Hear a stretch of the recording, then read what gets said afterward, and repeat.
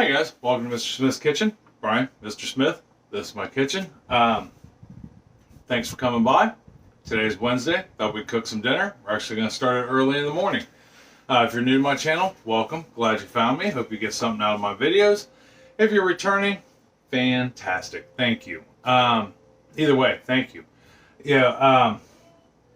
If you are new, Tuesdays, we just sit around and have conversation like yesterday.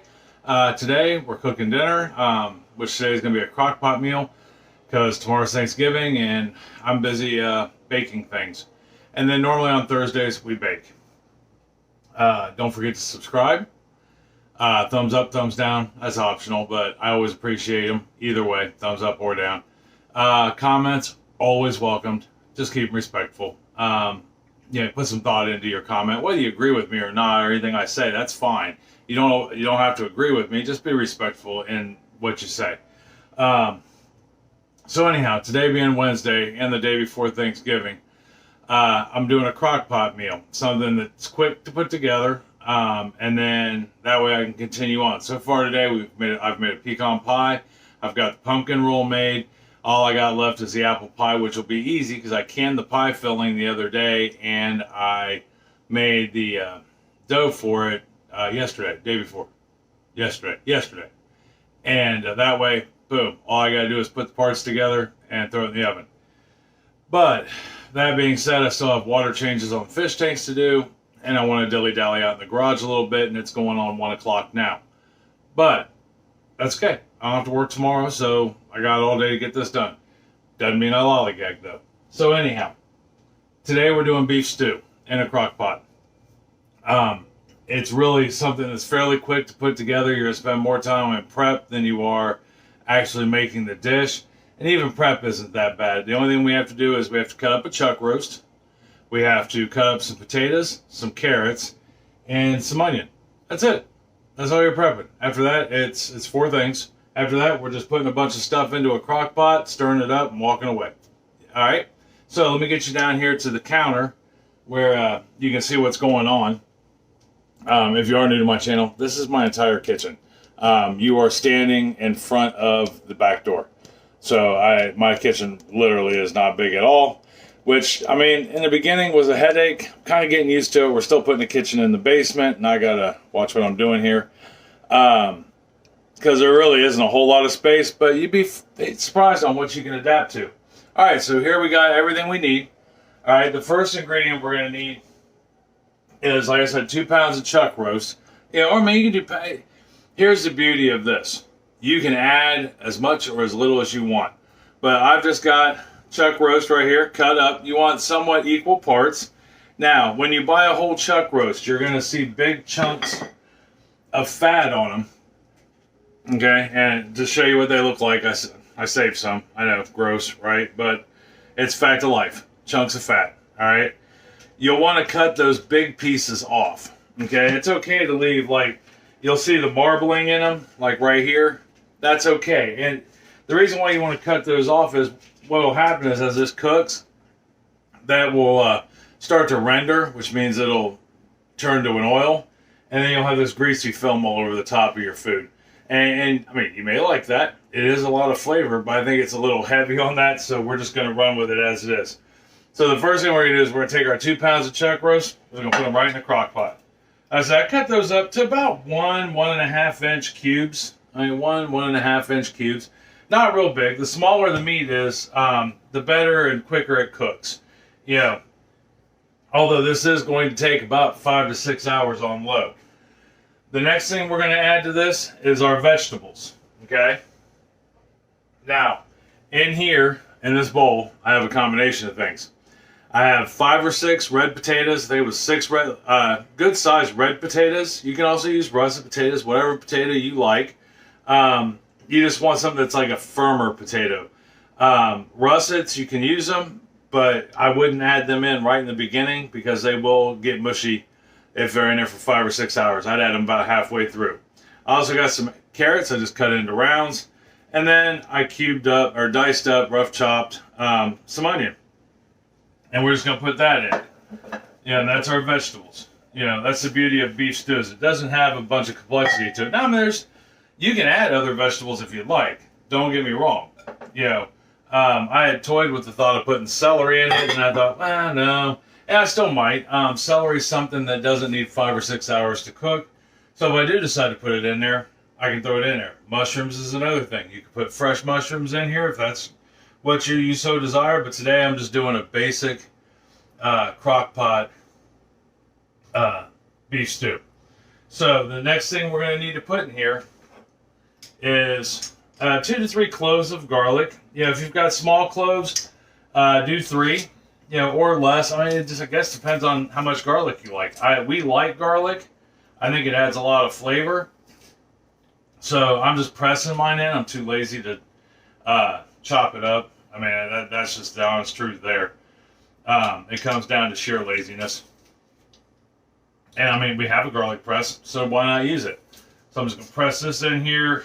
I want to say real quick, but you know how that goes. Now, if you use a garlic press, sometimes you'll get like chunks of skin, I guess it would be, or just like paper sheets of the garlic. It's okay to just put that in there.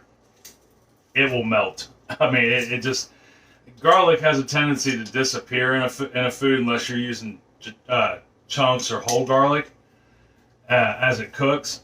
It just kind of melts into the whatever it is you're making. So it's okay if it's not finely diced or whatever. And you may like big chunks of garlic. You may not like any garlic, and that's okay. You know, you're going to want to make this for you and your family, or just you and your husband or wife. You know, whatever it takes. It's your dinner, right? I'm just giving you a base to work off of, but there's 1,000,001 things you can do with beef stew. Especially beef stew. Okay, so we've got our meat in there, we've got our vegetables, our carrots, our onions, our potatoes. We just put our garlic in. Now I'm going to add an 8-ounce container of tomato sauce. Maybe, if I can get it out. So my fridge, in all its fame and glory, likes to keep things so cold that it will freeze it. And my tomato sauce is kind of frozen. I had it in the fridge. I don't know why exactly it was in the fridge. It might have been what was left from when we canned up tomatoes. But it was sealed all the same. It was just in the fridge. If you don't have tomato sauce, you can also use tomato paste. You don't have to put it in there at all. But tomato in and of itself in this dish is going to add a richness to it. And we want that richness. You know, that fullness. That flavor will actually help it tenfold. So we're going to, you know, I'd even toyed with putting in a thing of their chili ready tomatoes, but really they're just fine diced tomatoes in this. But I thought, nah, that would be a little weird. So I put tomato sauce in it. And then the next ingredient you're going to want to add after you put your 8 ounces of tomato sauce, tomato paste, or none of that at all, is 4 cups of beef broth. Now, this is better than bouillon. Beef broth, or beef concentrate. It's the same thing as a bouillon cube. Just in a, to be quite honest with you, it's better. At least in my opinion. I think it tastes 10 times better. And we're almost done. We've got like 3 ingredients left to put in here. We're going to put in about a tablespoon, give or take, of Worcestershire sauce. You know, I'm going to do a liberal tablespoon. We like the flavor of Worcestershire sauce. And then I'm going to put in a couple, 2-3 bay leaves. If you have small bay leaves, like these are small, you could even go 3. But if you have big ones, I wouldn't do any more than 1 or 2. Because they come huge. These are like baby bay leaves. Comparatively speaking. Now, I mean, like as far as spices go, by the way, that's all the ingredients. See, we are done. The only thing we have left to do is stir this up. Oh, wait, I lied. Always. We're going to stir this up, but last thing you want to do, and this is kind of optional, I guess. You could put flour in it near the end. I'm going to put a teaspoon of cornstarch in it, but this cornstarch has been mixed with a couple teaspoons of water, 2-3 teaspoons of water. And you want to do that. You want to pre-mix your cornstarch to activate it. Yeah, and you want to make sure it's cold water. And what that's going to do is it's going to act like a thickening agent. And as this cooks, you're going to, it'll start to thicken that up and turn it into a nice gravy. A nice thick, if you get like store-bought canned beef stew, it's got a thicker beef gravy that it sits in. That's how they do it. Well, I don't know if they actually use cornstarch, but that will get you the same end result. All right, so we've got that in there. All we got left to do, turn this bad boy on low. Maybe. There we go. Put the lid on it.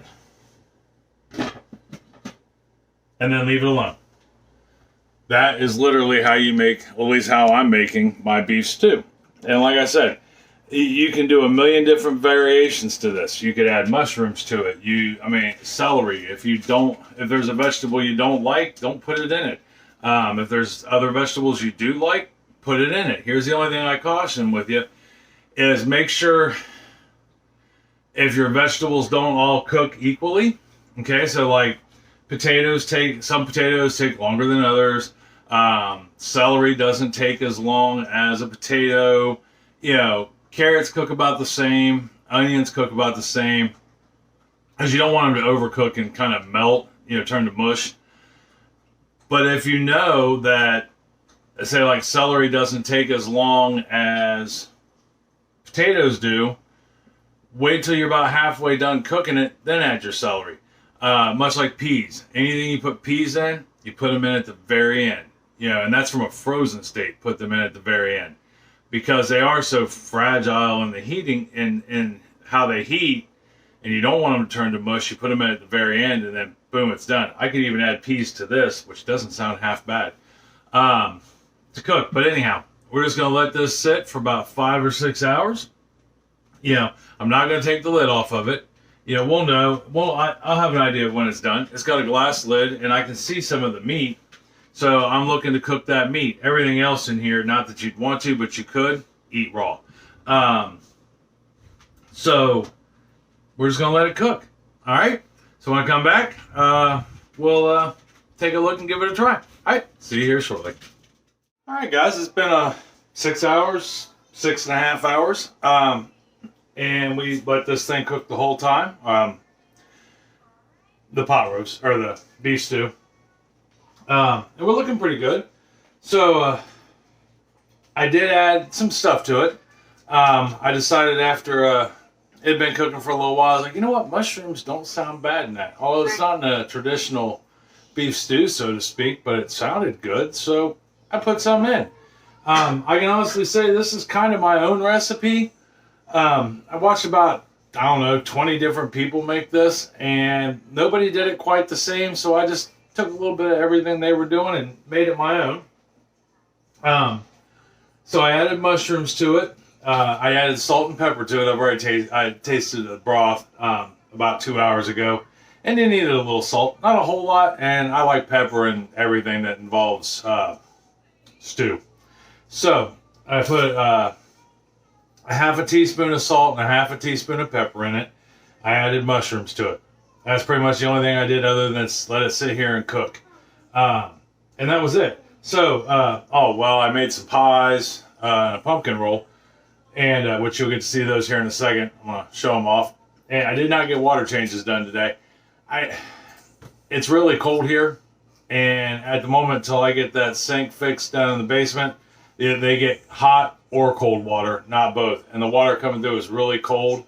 So I'm going to go in the morning on Thanksgiving morning and see if I can't find some stuff to rig away around that. And I will find a way to rig around it. That being said, though, let's get the camera down here so you can take a look at what we got. And you can see the beautiful pies, and you can see the pumpkin roll. There is our stew in all its glory. And we'll go ahead and get that turned down to warm. And now the pumpkin roll is still in its wrap. I'll leave it in that till morning and then serve it, but it turned out very well. It's got a nice firmness to it. It's the same pumpkin roll recipe that we used a month ago to make pumpkin roll with. I'm going to get that back in the fridge right quick. Ooh. Now this beef stew, we can you can put this over noodles, you can put it over mashed potatoes, you can put rice with it. There is 1,000,001 extras you can do. You can have it with bread and butter, which is what I'll probably do. Now the bay leaves we put in there earlier, bay leaves, take those out, just throw them away. If you can find them. If you can't, just make people aware that there are bay leaves so they don't try and eat them. They won't kill you. They're not poisonous, but they don't digest. So if I were to eat this, the edges of those leaves may not feel sharp to my finger, but they'll feel sharp to my intestines, and they can hurt you. That can kill you. Yeah, if that cuts your intestines, you don't know it. It could cause you lots of problems, even death down the road. So as much flavor as these provide in things, don't try and eat them. And try to get them out if you can. So, that being said, there's the stew. Here's our pecan pie, made fresh from scratch. Our pumpkin pie, or our apple pie, fresh from scratch. And then the pumpkin roll. Those will be the desserts that I'm participating in for tomorrow for Thanksgiving. Chris, like I said earlier, is doing all the side dishes, and her mom is doing the turkey and the stuffing. Now that sounds, I don't know if anybody else does it that way, but in reality, sharing the load like that will cut down on the time you got to spend in the kitchen. So like tomorrow, Chris has just got to make up some deviled eggs, which we'll boil the eggs tonight. And she's going to make a sauteed carrots with garlic. Sarah's making sauteed carrots with, I think, onion. Sarah is making garlic mashed potatoes from scratch. And, I'm sorry, what is it, honey? Carrots with brown sugar. And then, and she's making mac and cheese. And then Sarah's doing mashed potatoes. So we are going to be carb loaded tomorrow. But those are things that won't take up the entire day. You know, even though I kind of have mixed opinions on Thanksgiving, only because it's something for another video and another day. We're going to get together and celebrate with family and it's a day off, I know it's one of only 2 days restaurants are closed for the most part throughout the year, and I get a true just day off, don't have to worry about the phone ringing and it being in the store. Last thing I want to do is spend all day in the kitchen, so I spend all day today in the kitchen, and that way tomorrow we don't have to do so much. You know, I'll help out. You know, after I do water changes, I'll have water changes done before anybody even gets up on the fish tanks. But that way we can get everything done real quick and spend the rest of the day relaxing, watching parades and football and things like that. Anyhow, so added mushrooms to it, salt and pepper. That was as far as it went, but it just looks and it smells great. I know the broth was good. I don't think, even though it's cooked for 6.5 hours and the meat is done, and beef is one of those things that, because it's not hamburger, even if it's not cooked all the way through, it's okay. It won't hurt anything. Now, if I were to let this go another 2-3 hours, that meat would completely fall apart. It would be it's fairly tender now. I'm not going to stick my fingers in there and grab a piece because it's really hot. But let me go get a bowl real quick, and we'll pack up a bowl and we'll see how it officially tastes.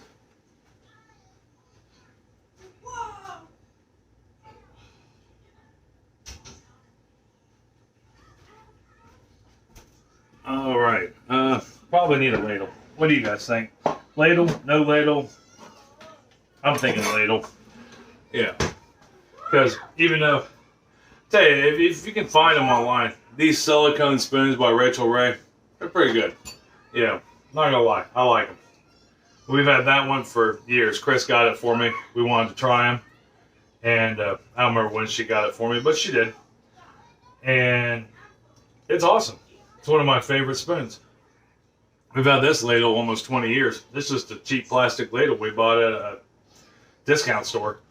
All right. There we are. Looking good.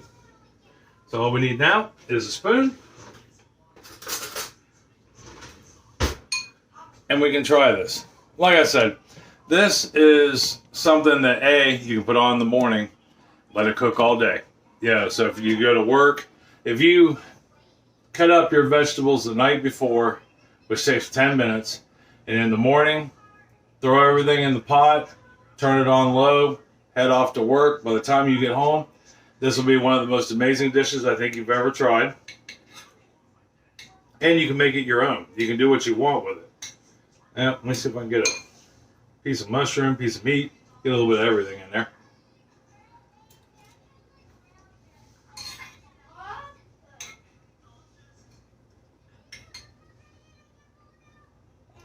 Tastes like beef stew. Yep. You can taste the bay leaf. You can, the juices from the meat being in there have added so much flavor. You can taste a little bit of Worcestershire. I mean, you can pretty much just taste everything we put in there, which wasn't much really. You know, handful of vegetables, some meat, some beef broth, a little bit of cornstarch to thicken it up, and some mushrooms. That was it. You know, and we got a hearty meal. You know, one that's going to fill you up.